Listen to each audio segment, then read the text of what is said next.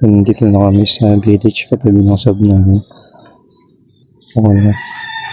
Ayun, papalaruin ko rin siya dyan mamaya.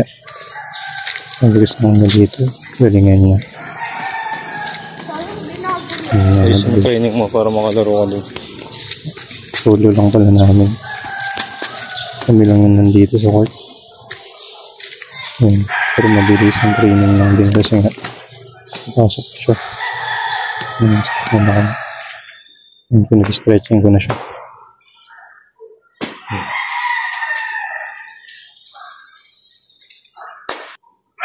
Namak muna siya. Nag-dribble na agad siya. Ang kagandahan dito sa pangalawa namin kuya. Marunong na talaga rin siya mag-dribble. Kasi yung nashoot siya agad. Kasi ngayon nawili sila sa kaka-cellphone. Na medyo nabaling na yung attention nila sa basketball. Pero dati, kunding sabi mo lang training agad siya. Galing.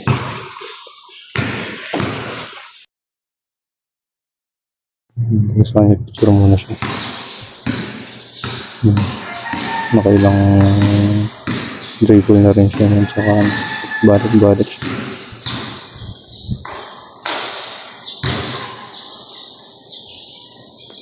Ang kagandahan sa kanya, marunong na talaga siya mag-dribble. Talagang nawili sila kasi pero sana nga mahandaan niya sila ulit mo. Talaga siya. Dati hindi pa umabot ng tira. Marunong talaga siya mag-dribble.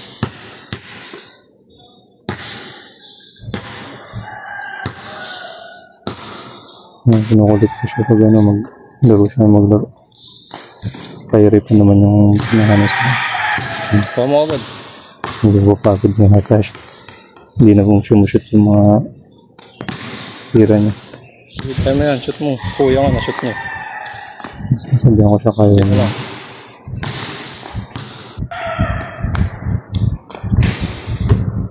Hindi ko shoot.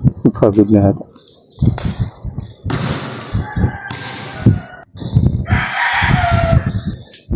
Pupok dito sa kabila. Tara, saglit lang po tayo doon. Tara, slide ka doon. Siso, tara. Lalaro sana siya dun sa kasi ayaw niya yata na mag-isa siya. Ko siya umuwi.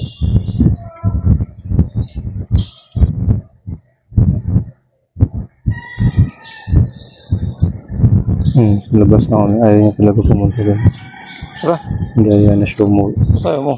Kasi may pasok siya niyan. Pero tingin ko talaga yung cellphone ng iniisip niya. Kaya uwi na kami.